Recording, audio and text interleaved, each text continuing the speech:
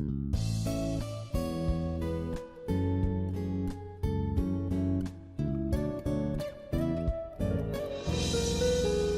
خدا کے کلام کی طرف چلیں گے، خدا ان کی شکر گزاری کریں گے اس کلام کے لیے جو ہماری اصلاح کے لیے دیا گیا، تاکہ ہم اس کے وسیلہ سے اپنی زندگیاں گزاریں اور اس کے نام کو جلال دے سکیں۔ ہیلیلویا۔ جیسا کہ آپ سب جانتے ہیں کہ گزشتہ 7 ہفتوں سے ہم روحانی جنگ کے بارے میں سیکھ رہے ہیں،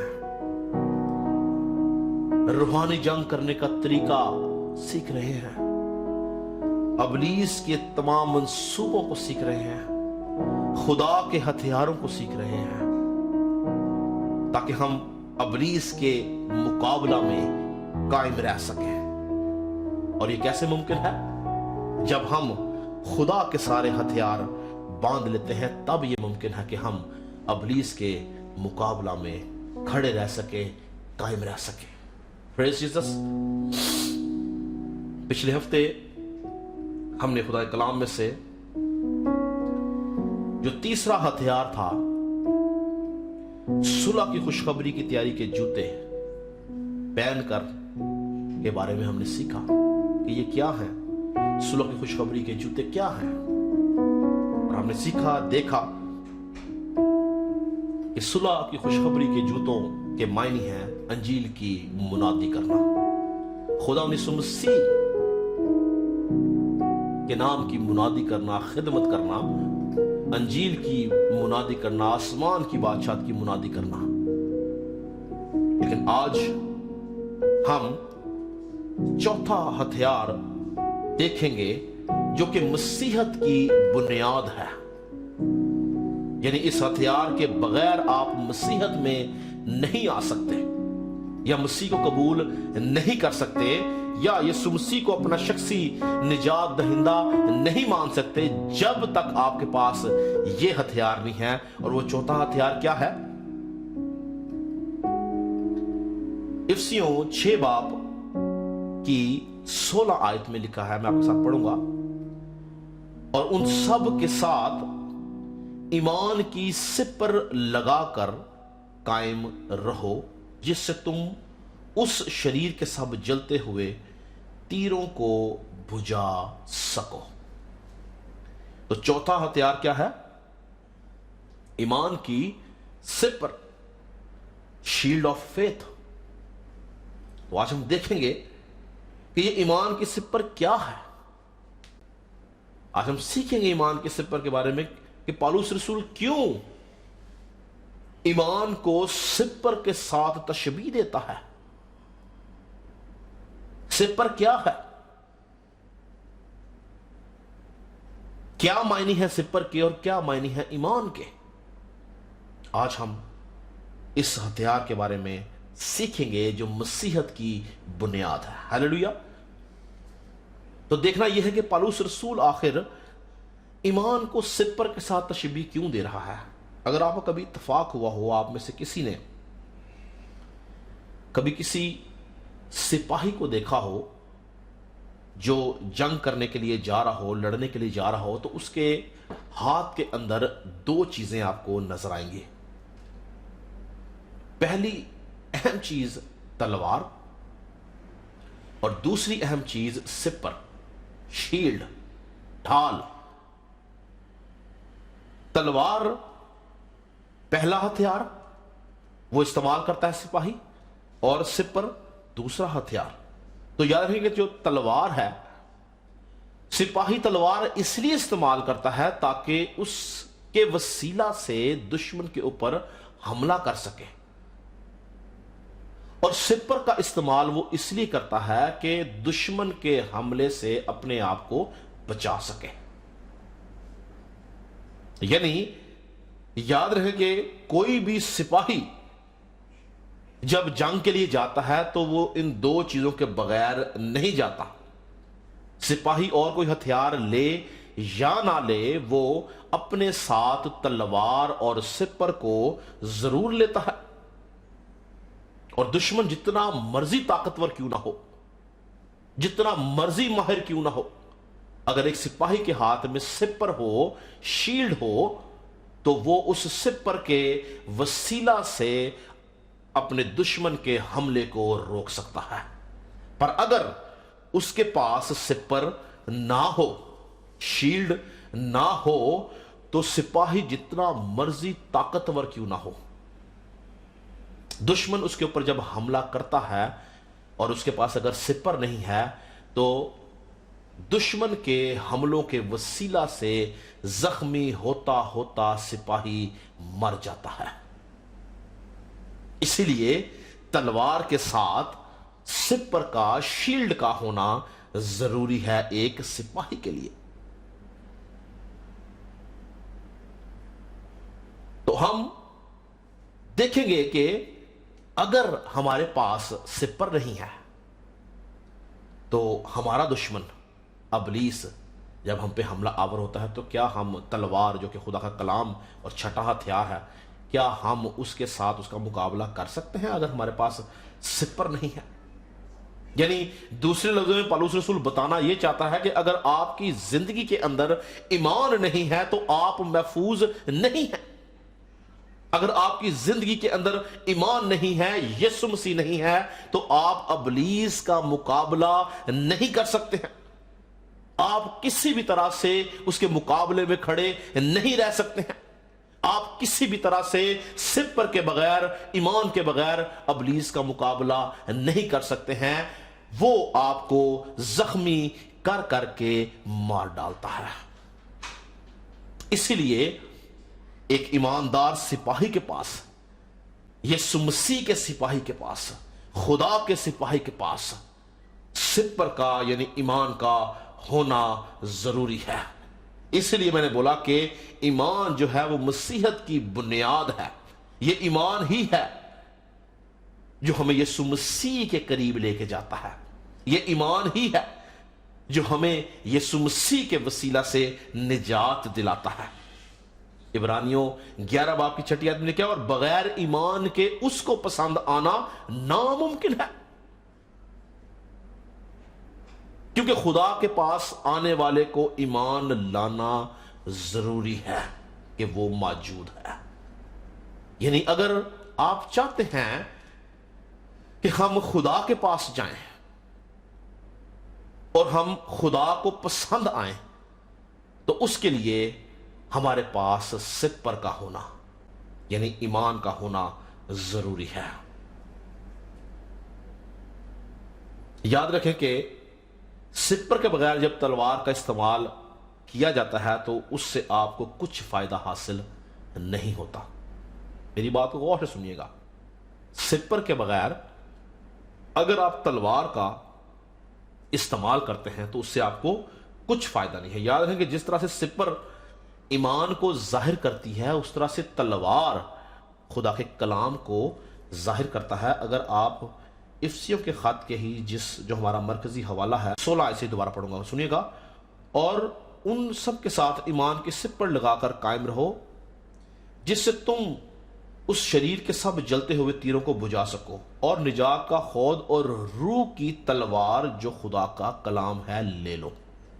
तो जिस तरह से सिपर जो है वो ईमान को जाहिर करती है, कलाम मुकद्दस के अंदर तलवार जो है वो खुदा के कलाम को जाहिर करती है। याद रखें कि सिपर के बगैर एक सिपाही कभी तलवार का इस्तेमाल, जैसे मैंने बोला, मौसर तरीके से नहीं कर सकता। यानी अगर आप खुदा के कलाम से भरे हुए हैं, अगर आप पूरी बाइबल मुकद्दस को जानते हैं, अगर आपने बाइबल मुकद्दस को हिफ्ज कर रखा है, अगर आप कलाम मुकद्दस के एक एक हवाले, एक एक किताब, एक एक आयत से वाकिफ है, अगर आप उसके तमाम मतलबों को भी जानते हैं, पर अगर आप ईमान से खाली हैं, तो यह कलाम किसी भी तरह से आपको अबलीस से महफूज नहीं रख सकता है। क्योंकि इस कलाम के साथ यानी इस तलवार के साथ आपके पास ईमान की सिपर का होना जरूरी है। मैं नाम नहीं लेना चाहता, मगर आप सब जानते हैं کہ پاکستان، انڈیا اور دنیا کے بہت سارے ممالک میں بہت سارے ایسے سکالرز، غیر مسیحی سکالرز کی بات کر رہا ہوں، بہت سارے ایسے غیر مسیحی سکالرز ہیں جو بڑے بڑے مناظرے کرتے ہیں، بڑی بڑی ڈبیٹس کرتے ہیں، اور وہ اپنے مناظروں سے، اپنی ڈبیٹ سے ثابت یہ کرنا چاہتے ہیں کہ بائبل جھوٹی ہے، وہ ثابت یہ کرنا چاہتے ہیں کہ خدا کا کلام جھوٹا ہے، وہ ثابت یہ کرنا چاہتے ہیں کہ خدا کے کلام میں سچائی نہیں ہے، وہ مجھ سے اور آپ سے زیادہ کلام جانتے ہیں، انہوں نے کلام کو زبانی حفظ کیا ہوتا ہے، وہ پیدائش سے مکاشفہ تک ایک ایک آیت کو پڑھتے، سنتے اور اس کو یاد رکھتے ہیں، کیونکہ وہ جانتے ہیں کہ انہوں نے جب کسی سے ڈبیٹ کرنی ہے تو ان کو زبانی کلام آنا چاہیے۔ پر کیا، میرا سوال یہ ہے کہ یہ کلام ان کو نجات دے رہا ہے؟ کیا وہ نجات یافتہ ہیں؟ وہ تو کلام کو جانتے ہیں، کلام سے بھرے ہوئے ہیں، کیوں وہ نجات یافتہ نہیں؟ کیوں وہ یسوع مسیح کو نہیں پہچانتے، جانتے، اس پہ ایمان رکھتے؟ کیوں وہ خدا باپ کا انکار کرتے ہیں؟ کیوں وہ روح القدس کا انکار کرتے ہیں؟ کیوں وہ یسوع مسیح کو خدا کا بیٹا نہیں مانتے؟ کیوں وہ یسوع مسیح کی مصلوبیت کو نہیں مانتے جبکہ وہ کلام سے بھرے ہوئے ہیں، کلام کو جانتے ہیں؟ ایک ایک صحیفہ ان کو آتا ہے، ایک ایک حوالہ ان کو آتا ہے، ایک ایک آیت ان کو آتی ہے، وہ آپ سے پہلے آپ کے منہ کی بات چھین کے آپ کو بتاتے ہیں کہ آپ کون سی آیت بولنے والے ہیں، لیکن وہ کیوں نجات یافتہ نہیں؟ کیونکہ ان کے پاس ایمان کی سپر نہیں، وہ ایمان سے خالی ہیں، وہ ایمان سے غافل ہیں، وہ ایمان نہیں رکھتے کہ یسوع مسیح خدا کا بیٹا ہے، وہ ایمان نہیں رکھتے کہ خدا باپ نے اپنے اکلوتے بیٹے کو اس دنیا کے اندر بھیجا تاکہ وہ نسل انسانی کا کفارہ دے سکے، وہ اس بات پہ ایمان نہیں رکھتے کہ روح القدس آج کی تاریخ کے اندر دنیا میں ایمانداروں کے لیے موجود ہے، وہ ایمان سے خالی ہیں۔ بے شک ان کو جتنا مرضی کلام آتا ہے، یہ کلام ان کو نہیں بچا سکتا جب تک ان کی زندگی کے اندر ایمان نہیں ہے۔ مرد خدا حبقوق خدا سے گلہ کرتا اور شکایت کرتا ہے کہ جب ابلیس ایمانداروں کو نگل لیتا ہے تو بر وقت جواب کیوں نہیں دیتا؟ تو کیوں ایمانداروں کی مدد نہیں کرتا؟ تو جانتے ہیں کہ خدا اسے کیا جواب دیتا ہے حبقوق کو؟ خدا کہتا ہے، دیکھ، متکبر آدمی کا دل راست نہیں ہے، لیکن صادق اپنے ایمان سے زندہ رہے گا۔ یعنی ایماندار شخص، راست باز شخص اگر زندہ رہنا چاہتا ہے تو اس کو ایمان لانا ضروری ہے۔ اگر آپ کی زندگی میں ایمان نہیں ہے، اگر آپ ایمان سے خالی ہیں، تو یاد رکھیں کہ آپ کبھی یسوع مسیح کو نہیں جان سکتے، آپ کبھی خدا کی بادشاہت میں داخل نہیں ہو سکتے۔ ایمان ہمیں بچاتا ہے، ایمان ہی ہمیں چھڑاتا ہے، ایمان ہی ہمیں سنبھالتا ہے، اٹھاتا ہے، کھڑا کرتا ہے، قائم کرتا ہے، خدا کے پاس لے جاتا ہے، خدا کی بادشاہت میں داخل کرتا ہے، ابدی زندگی دلاتا ہے، اور سب سے بڑھ کر ایمان ہمیں راست باز ٹھہراتا ہے۔ یعنی اس ہتھیار کے بغیر آپ راست باز نہیں ٹھہر سکتے۔ کیا لکھا ہے کہ ابراہیم خدا پر ایمان لے کے آیا اور یہ اس کے حق میں، اس کے اکاؤنٹ میں، اس کے کھاتے میں راست بازی گنا گیا۔ یعنی اگر ابراہیم ایمان نہ لے کر آتا تو وہ کبھی بھی راست باز نہ گنا جاتا، وہ کبھی بھی ایمانداروں کا باپ نہ کہلاتا، وہ کبھی بھی خدا کی بادشاہت کا حصہ نہ بنتا۔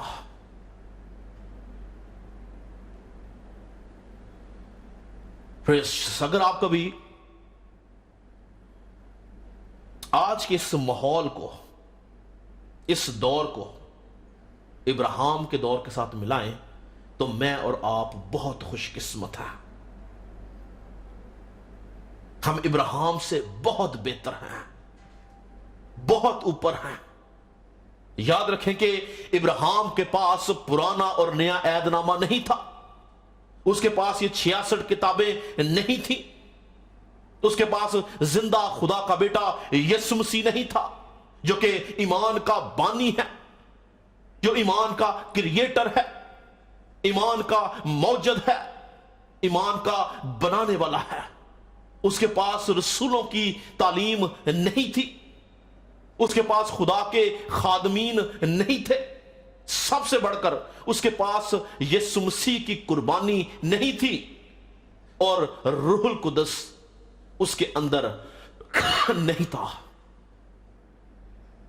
جس طرح آج ایماندار کے لیے 24/7 روح القدس زمین پر ہے, اس وقت روح القدس 24/7 زمین پر نہیں تھا.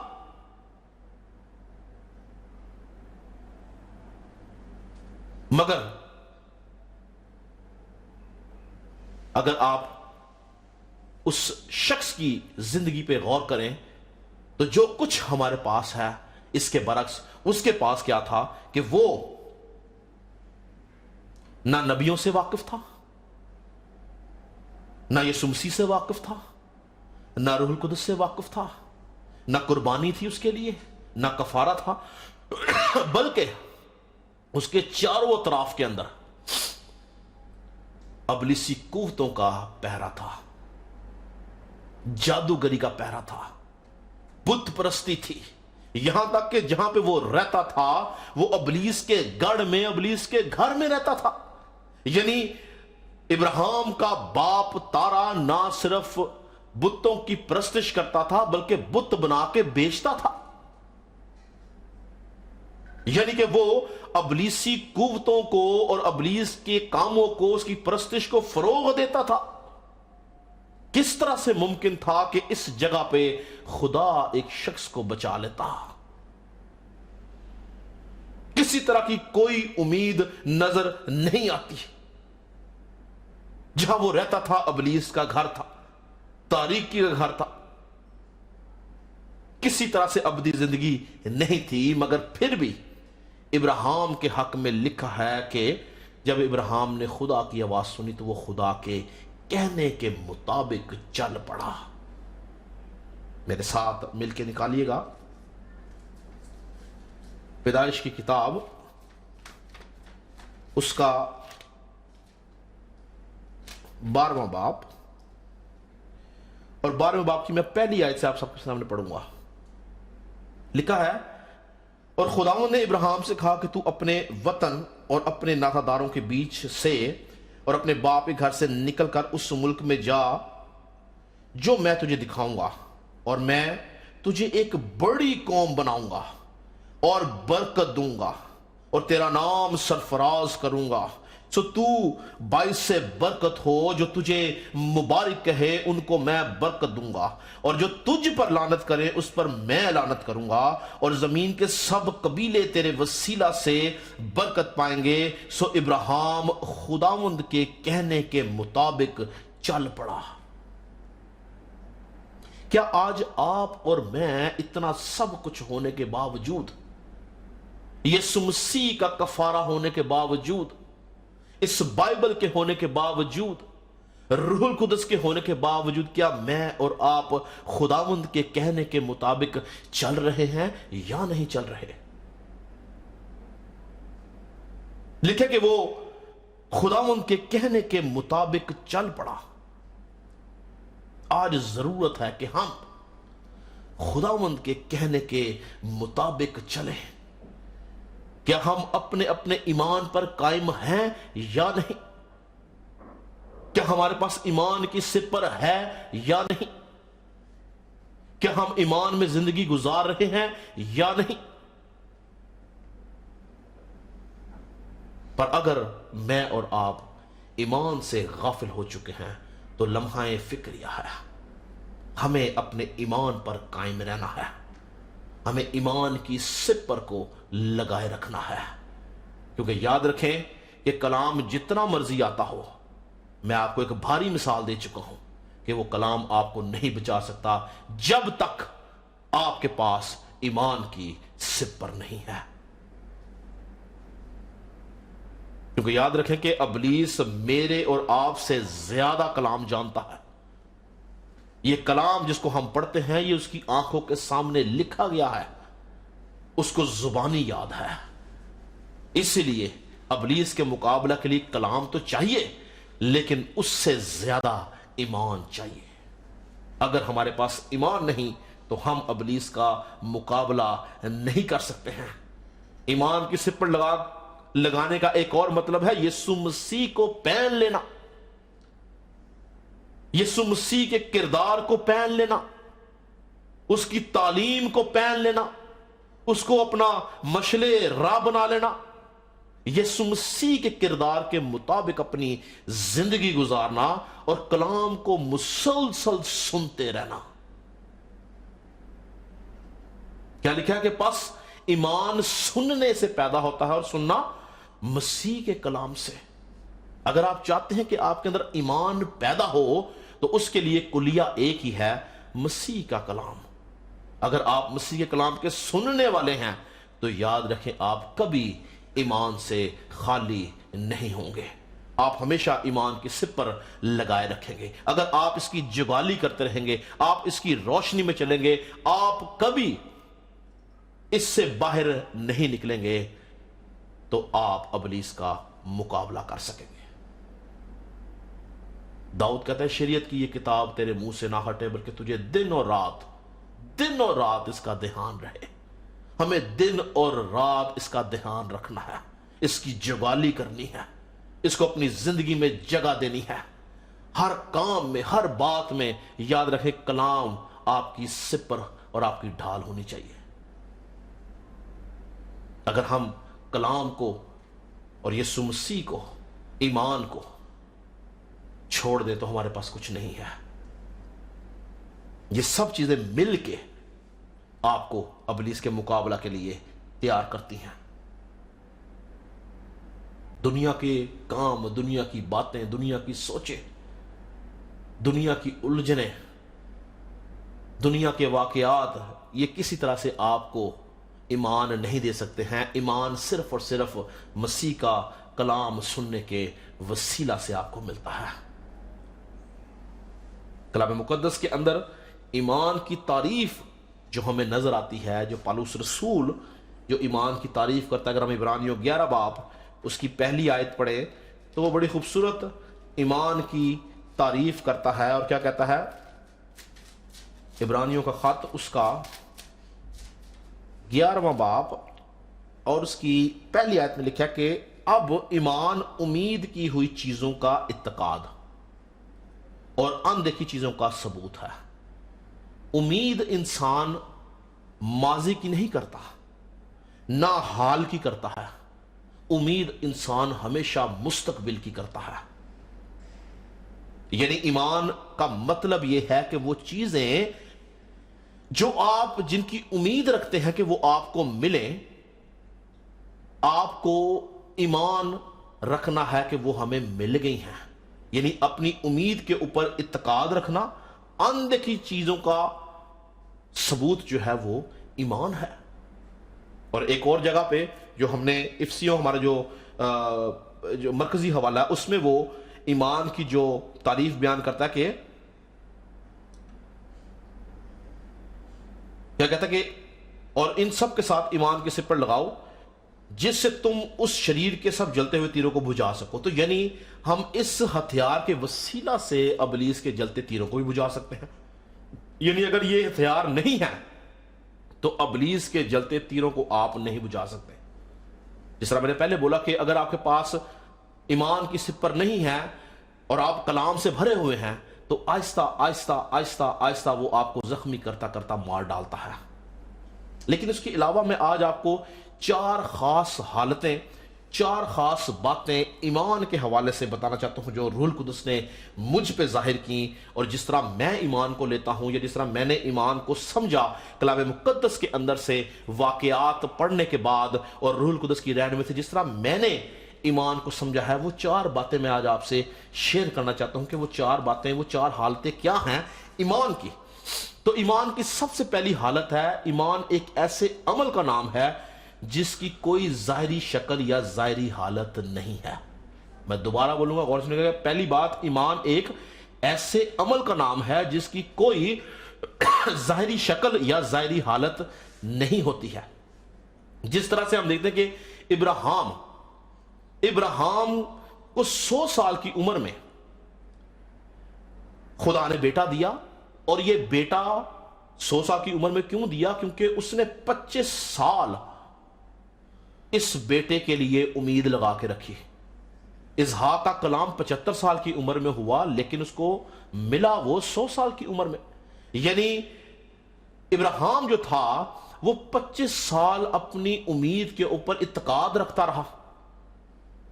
جس طرح ہم نے یہاں پہ کیا پڑھا کہ پس ایمان امید کی ہوئی چیز کا اعتقاد ہے، یعنی 25 سال اس نے اس امید کے اوپر اعتقاد کیا کہ اگر خدا نے مجھ سے وعدہ کیا ہے کہ وہ مجھے بیٹا دے گا تو وہ مجھے دے گا۔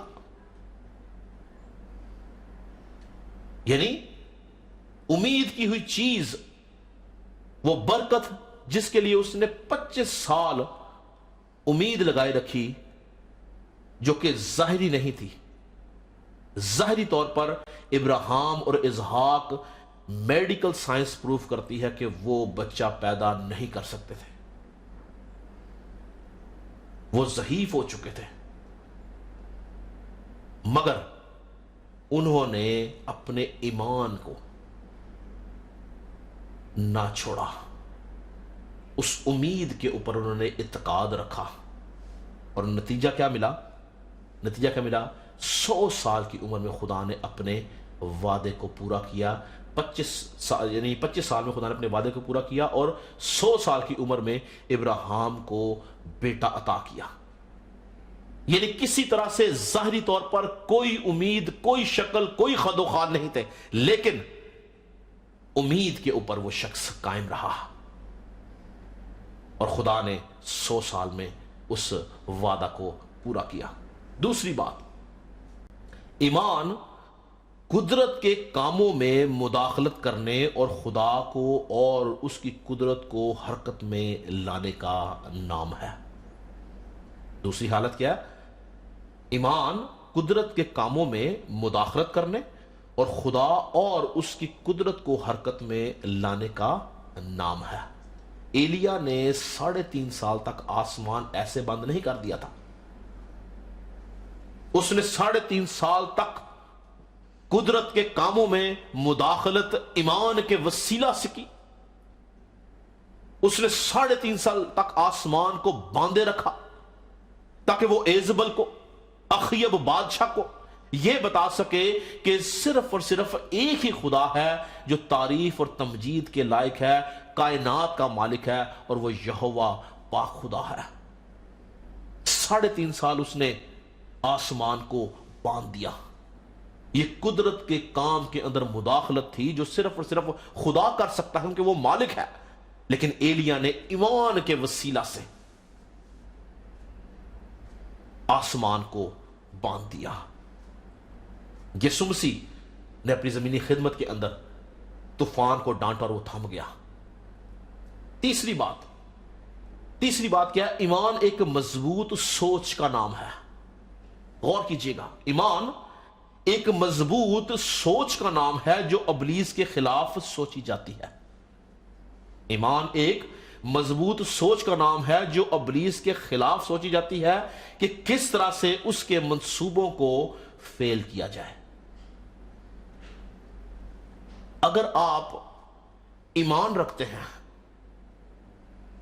کہ آپ نے ابلیس کا مقابلہ کرنا ہے، آپ نے گناہ نہیں کرنا ہے، آپ نے بدی نہیں کرنی ہے، آپ نے ابلیس کے منصوبوں کو فیل کرنا ہے، تو یہ آپ کی سوچ ہے جو ابلیس کے خلاف ہے۔ اس عمل کو ایمان بولا جاتا ہے۔ یاد رکھیں کہ داؤد اس سے پہلے کہ جاتی جولیت کا مقابلہ کرتا، اس نے اپنے دل کے اندر، اپنی سوچ کے اندر ارادہ کر لیا تھا کہ وہ اس شخص کو مار ڈالے گا، بلکہ وہ اپنی سوچ کے اندر جاتی جیلیت کو مار چکا تھا. اس نے اپنے ارادہ کے اندر اس کو مار دیا تھا. وہ ایمان کی نظر سے جاتی جولیت کو مردہ دیکھ رہا تھا. اس نے سوچ لیا تھا کہ یہ مر گیا ہے. یہی وجہ تھی. میں چاہتا ہوں کہ یہ میں آپ کے سامنے پڑھوں، میرے ساتھ نکالیں پہلا سیموئل اس کا 17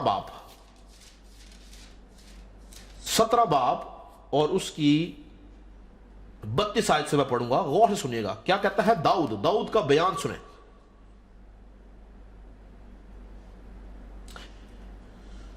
داؤد اس سے پہلے کہ جاتی جولیت کے پاس جائے، اس کو ساؤل کے پاس پیش کیا گیا، اور ساؤل بادشاہ اس کو دیکھے کہتا کہ تیرے لیے یہ کام ممکن نہیں ہے. وہ شخص جنگجو ہے، وہ جنگ کے سارے ہتھیاروں کو جانتا ہے، وہ جنگ کرنا جانتا ہے، وہ ایک ماہر فوجی ہے. تیرے لیے یہ ناممکن ہے کہ تو اس کے ساتھ مقابلہ کرے. داؤد کہتا ہے، سنیں غور سے، 32 آیت میں لکھا ہے، اور داؤد نے ساؤل سے کہا کہ اس شخص کے سبب سے کسی کا دل نہ گھبرائے، تیرا خادم جا کر اس فلسطی سے لڑے گا.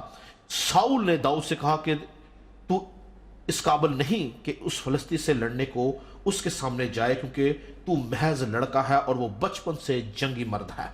تب داؤد نے ساؤل کو جواب دیا کہ تیرا خادم اپنے باپ کی بھیڑ بکریاں چراتا تھا، اور جب کبھی کوئی شیر یا ریچھ آ کر جھنڈ میں سے کوئی برا اٹھا لے جاتا تو میں اس کے پیچھے پیچھے جا کر اسے مارتا اور اسے اس کے منہ سے چھڑا لاتا تھا، اور جب وہ مجھ پر جھپٹتا تو میں اس کی داڑھی پکڑ کر اسے مارتا اور ہلاک کر دیتا تھا. تیرے خادم نے شیر اور ریچھ دونوں کو جان سے مارا ہے. سو یہ نامختون فلسطی ان میں سے ایک کی مانند ہوگا، اس لیے کہ اس نے زندہ خدا کی فوجوں کی فضیلت کی ہے. تو یہاں پر ابھی جنگ کا آغاز نہیں ہوا. داؤد میدان جنگ میں نہیں ہے، لیکن اس کی سوچ، اس کا ارادہ کیا ہے کہ یہ نامختون فلسطی ان میں سے ایک کی مانند ہوگا. اور پھر اگر آپ اس کو آپ پڑھ لیں، اسی باب کو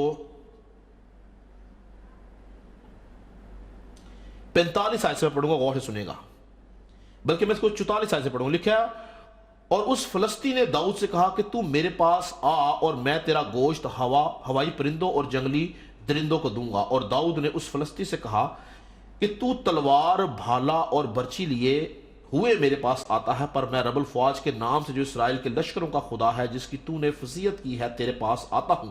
اور آج ہی کے دن خداوند تجھ کو میرے ہاتھ میں کر دے گا، اور میں تجھ کو مار کر تیرا سر تجھ پر سے اتار لوں گا. اور میں آج کے دن فلسطینیوں کے لشکر کی لاشیں ہوائی پرندوں اور زمین کے جنگلی جانوروں کو دوں گا، تاکہ دنیا جان لے کہ اسرائیل میں ایک ہی خدا ہے. یہ ابھی جنگ شروع نہیں ہوئی، اس نے اس کا مقابلہ کرنا شروع نہیں کیا، یہ اس سے پہلے مکالمے ہو رہے ہیں. اور وہ ایمان کی آنکھوں سے، اس کی سوچ کیا ہے کہ میں اس کو ماروں گا، میں نے اس کو مار دیا ہے.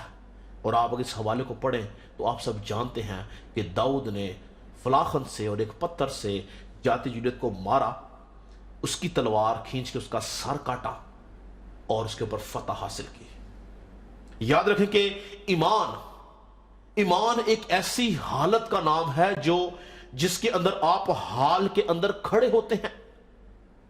آپ اپنے ماضی کو یاد کرتے ہیں، خدا کی رحمتوں کو، اس کی وفاداریوں کو، اس کی برکتوں کو آپ یاد کرتے ہیں، اور آپ اپنے مستقبل کو کلیم کرتے ہیں. اس حالت کا نام ہے ایمان. داؤد حال میں کھڑا ہوا تھا اور اس نے ساؤل کو بولا کہ میں نے 12 دفعہ شیر اور ریچھ کو چیر پھاڑ ڈالا ہے. یہ وہ اپنے ماضی کو یاد کر رہا تھا اور کلیم کیا کرتا ہے کہ یہ نامختون بھی ان میں سے ایک کی مانند ہوگا. یہ ہے ایمان کی حالت. آپ آج جس بھی حالت میں ہیں، آپ کے جو بھی حالات ہیں، آپ جس بھی پریشانی کا شکار ہیں، آپ کی زندگی میں کیا دکھ ہے، آپ کسی بھی طرح کی مشکل میں سے گزر رہے ہیں، خداوند کی رحمتوں کو یاد کریں جو وہ آپ کے ساتھ کر چکا ہے، اور اپنے لیے فتح کو کلیم کریں. کہ خداوند سب کچھ کرنے کی قدرت رکھتا ہے. وہ داؤد کی طرح آپ کے ساتھ بھی ہے. وہ داؤد کی طرح آپ کو بھی فتح مند کرے گا. وہ داؤد کی طرح آپ کو بھی ابلیس پر، جاتی جولیت پر، آپ کی زندگی کے پہاڑوں پر فتح یابی دے گا. لیکن ہم نے کرنا کیا ہے؟ میں نے آپ کو کیا بتایا؟ تیسری بات، ایمان ایک مضبوط سوچ کا نام ہے جو ابلیس کے خلاف سوچی جاتی ہے. آپ ابلیس کے خلاف سوچنا شروع کریں، اس کی تباہی کے خلاف سوچنا شروع کریں، اس کی بادشاہت کو ختم کرنے کے بارے میں سوچنا شروع کریں، اس کے منصوبوں کو فیل کرنے کے بارے میں سوچنا شروع کریں، خدا کی بادشاہت کی وسعت کے بارے میں سوچنا شروع کریں. جب آپ ابلیس کے خلاف سوچنا شروع کریں گے، آپ کی زندگی کے اندر ایمان بڑھتا چلا جائے گا، اور خدا آپ کے بارے میں بھی کہے گا کہ مجھے میرے دل کے موافق ایک شخص مل گیا، کیونکہ آپ کی سوچ ابلیس کے خلاف ہے. چوتھی اور آخری بات یاد رکھیں کہ ایمان خدا کو کسی بات کے لیے یا کسی کام کے لیے مجبور کر کے معجزہ حاصل کرنے کا نام ہے. دوبارہ بولوں گا، سنیے کہ چوتھی بات کیا ہے؟ ایمان خدا کو کسی بات کے لیے، کسی کام کے لیے مجبور کر کے اس سے معجزہ حاصل کرنے کا نام ہے. جب ہم اپنے ایمان پر قائم رہتے ہیں، ہم اپنے ایمان میں کمزور نہیں ہوتے، ہم مسلسل جدوجہد کرتے رہتے ہیں، ہم مسلسل ابلیس سے لڑتے رہتے ہیں، ہم مسلسل ابلیس کا مقابلہ کرتے رہتے ہیں، چاہے وہ بیماری کی شکل میں آپ کر رہے ہوں، چاہے فائنانسز کی شکل میں آپ کر رہے ہوں، چاہے ازدواجی زندگی میں آپ کر رہے ہوں، چاہے خاندان کے حالات میں کر رہے ہوں، چاہے مالی حالات میں آپ کر رہے ہوں، چاہے اپنے آفس میں آپ سٹرگل کر رہے ہیں. اگر آپ مسلسل سٹرگل کرتے رہتے ہیں تو ایک دن خدا مجبور ہوتا ہے کہ وہ آپ کے لیے ایک ایسا معجزہ کرے جو آپ ایکسپیکٹ کر رہے ہیں. خوبصورت اکاؤنٹ ہمیں اناجیل کے اندر ملتا ہے کنانی عورت کا، جو سور اور سجدہ سے نکل کے یسوع مسیح کے پیچھے چلتی جا رہی ہے اور اس کو کہتی ہے کہ آئے ابن داؤد مجھ پر رحم کر، میری بیٹی کو بچا لے. اور یسوع مسیح اس کو بہت برا جواب دیتے ہیں. خدا یسوع مسیح نے اس سے سخت کبھی کسی کو جواب نہیں دیا. فقی فریسیوں کے بعد اگر آپ اس عورت کے ساتھ یسوع مسیح کی گفتگو دیکھیں تو یسوع مسیح نے اس کو بڑا سخت جواب دیا. میرے ساتھ اگر آپ نکالیں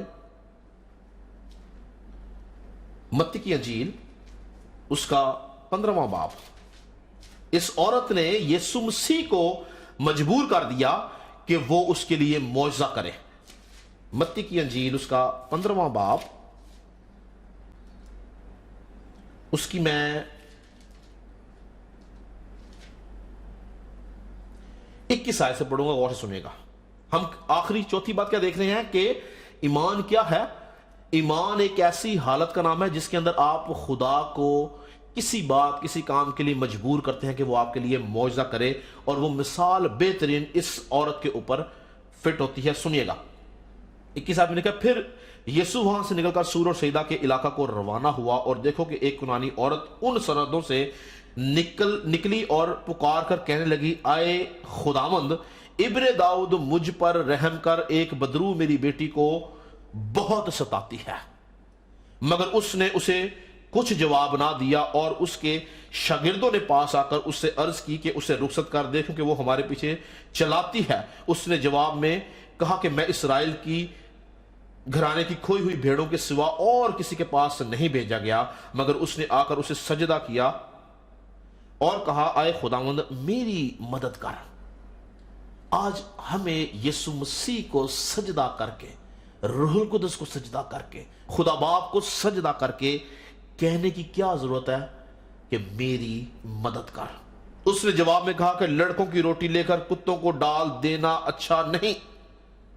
اس نے اسے کہا، ہاں خداوند، کیونکہ کتے بھی ان ٹکڑوں میں سے کھاتے ہیں جو ان کے مالکوں کے मेज से गिरते हैं। आप सोचें कि अगर एक खुदा का खादम किसी औरत को, किसी भाई को, किसी शख्स को ये बोले कि मैं तेरी बेटी को, तेरे बेटे को शिफा नहीं देता, और साथ आगे से ये बात बोले कि लड़कों की रोटी लेकर कुत्तों को डालना रवा नहीं, तो उसका क्या रिएक्शन होगा? वो शायद खुदा के खादम से लड़ पड़े, या ये औरत यीशु मसीह से लड़ पड़ती। लेकिन इसका रद्द अमल बहुत मुख्तलिफ था। लिखा है, इस पर यीशु ने जवाब में उससे कहा, आए औरत, तेरा ईमान बहुत बड़ा है। तो यीशु मसीह मजबूर हो गया है किस बात पे? इसके ईमान के ऊपर। और क्या कहता है? आए औरत, तेरा ईमान बहुत बड़ा है, जैसा तू चाहती है तेरे लिए वैसा ही हो। और उसकी बेटी ने उसी घड़ी शिफा पाई। यानी चौथी हालत जो मैंने आपको बताई कि ईमान किसी बात के लिए खुदा को मजबूर करके उससे मौजज़ा हासिल करने का नाम है। अगर आप मुसलसल जद्दोजहद कर रहे हैं तो याद रखें कि एक दिन कामयाबी, मौजज़ा आपके कदम चूमेगा। खुदा मजबूर होगा कि वो आपकी मदद कर सके। मगर अगर आप ईमान के ऊपर कायम हैं, आपने ईमान की सिप पर लगा रखी है, आप ईमान के अंदर जिंदगी गुजार रहे हैं, आप ईमान से गाफिल नहीं, खाली नहीं, बल्कि भरे हुए हैं, तब खुदा आपकी मदद करेगा। इसलिए याद रखें कि आपके पास ईमान की कुव्वत का होना जरूरी है। अगर आपके पास ईमान की कुव्वत नहीं है तो हम खुदा से कुछ हासिल नहीं कर सकते। ईमान हमें खुदा में मजबूत करता है। ईमान हमें अबलीस पर फतह दिलाता है। अगर हमारा ईमान और उसके साथ हमारे अमाल दुरुस्त हों तो याद रखें कि आप जो चाहें, जब मैं कहता हूं जो चाहें तो फिर जो चाहें आप कर सकते हैं। क्योंकि फर्क सिर्फ यहीं आता है कि बहुत सारे लोग ईमान रखते हैं कि यीशु मसीह एक है, खुदा का बेटा है, पाक रूह है, खुदा बाप है, कफारा है, निजात है, लेकिन उस ईमान के मुताबिक अमल नहीं करते। और ये अबलीस की एक बहुत बड़ी साजिश है जो वो नस्ल इंसानी में पैदा करता है। अगर 100 लोग निजात पाते हैं एक दिन में, तो उनमें से शायद 2 लोग उस निजात के ऊपर कायम रहते हैं, ईमान पे कायम रहते हैं और साथ अमल भी दुरुस्त करते हैं। मगर 98% लोग ईमान जरूर रखते हैं लेकिन अमल के अंदर गिर जाते हैं। लेकिन अगर हमारा ईमान और हमारे अमल दोनों दुरुस्त हैं तो फिर हम जिंदगी के अंदर जो चाहेंगे वो हम कर सकेंगे। क्योंकि हमारा ईमान और हमारा अमल, ये दोनों चीजें मिलके हमारा राबता डायरेक्ट खुदा के साथ कर देती हैं, रूहुल कुदस के साथ कर देती हैं। फिर हम जो बात करते हैं खुदा उस बात की कदर करता है, जो काम करना चाहते हैं खुदा उसको पूरा करता है, जो इरादा करते हैं खुदा उसको कायम करता है। इसलिए हमें अपनी जिंदगी के अंदर इस बात को जानना, समझना जरूरी है कि हमारी जिंदगी में हमारे ईमान के साथ हमारे अमाल दुरुस्त हैं या नहीं है।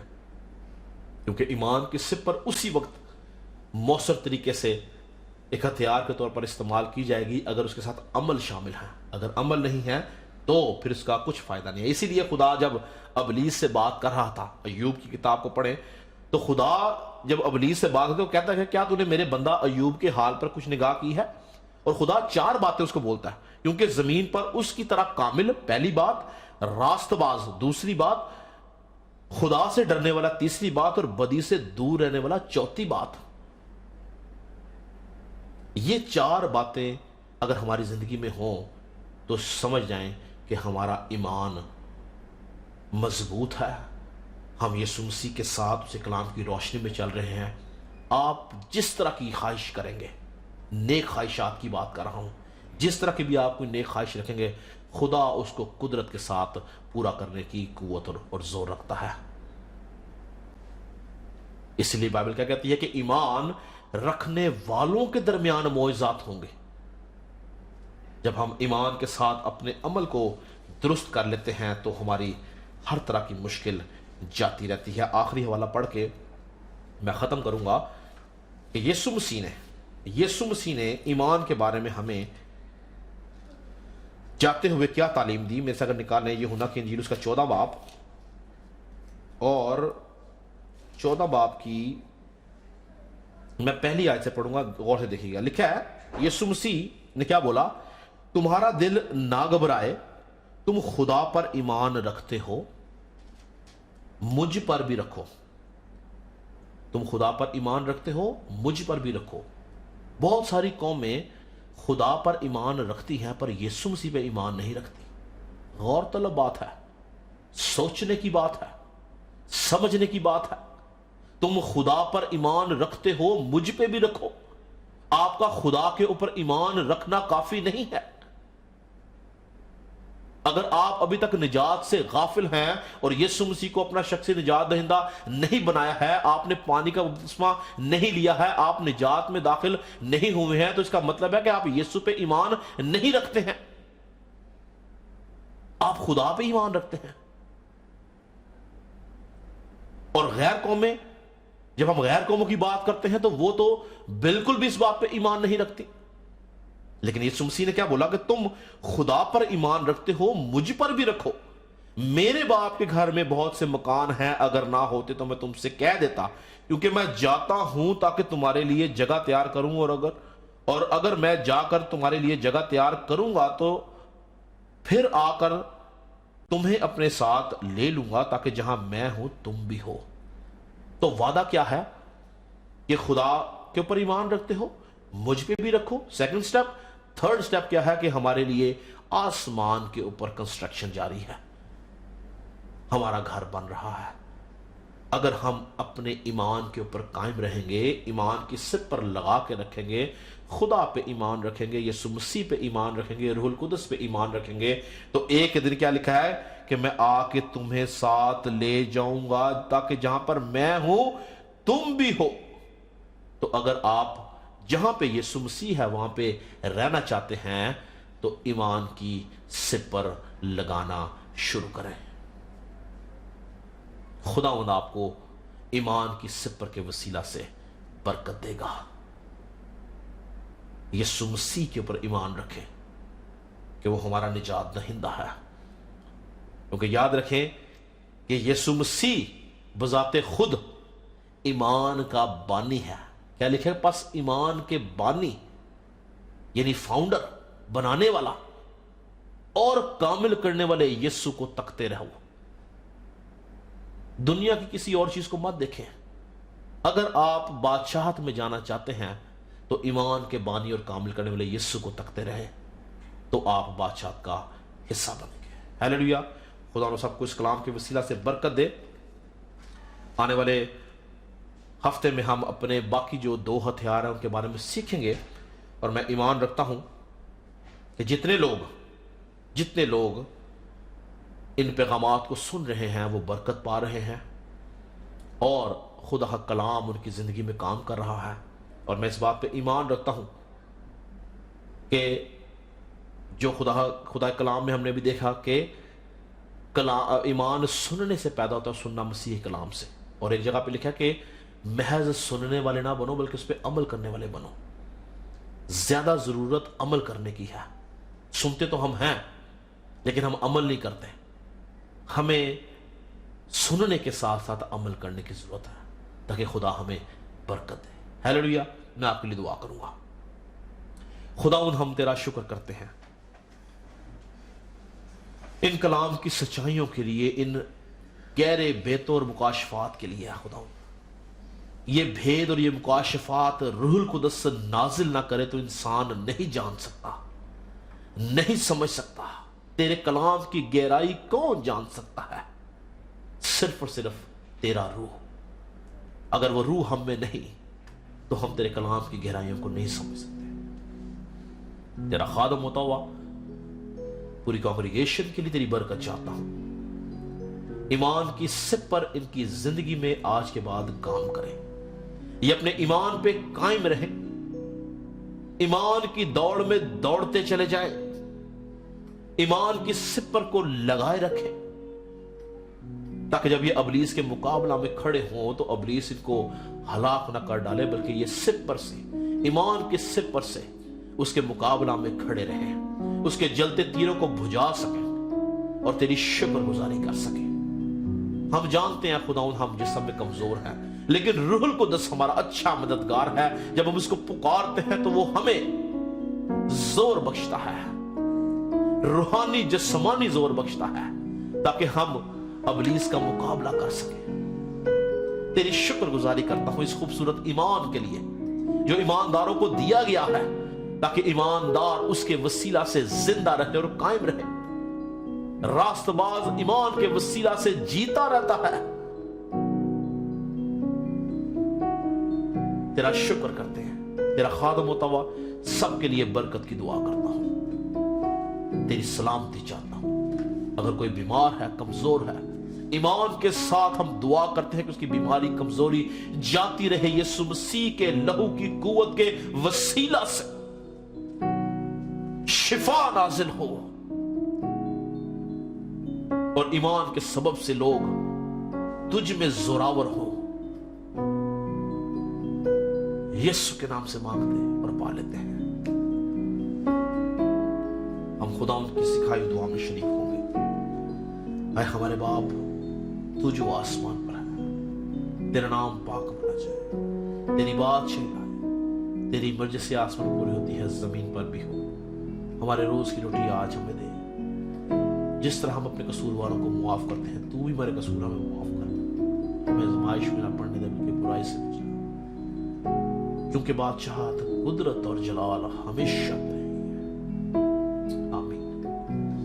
अब हमारे खुदा यीशु मसीह का फजल, खुदा बाप की मोहब्बत, पाक रूह की रफाकत और शराकत हाजिर जमात के साथ, कुल दुनिया के ईमानदारों के साथ अब से हमेशा तक इसी तरह होते रहे। खुदा को बरकत दे। और जैसा कि मैं पहले अनाउंस कर चुका हूं कि मैं ईमान रखता हूं कि बहुत जल्द हम सब मिलके खुदा के घर में उसके मज़बा के ऊपर हम प्रस्तश कर सकेंगे, उसके नाम की तमजीद कर सकेंगे। जैसे ही मुझे कोई इतला चर्च की तरफ से मिलेगी, मैं आप सबको इन्फॉर्म करूंगा और हम मिलेंगे और खुदा उनकी शुक्रगुजारी करेंगे। उस वक्त के लिए आपसे इजाजत चाहता हूं। God bless you all.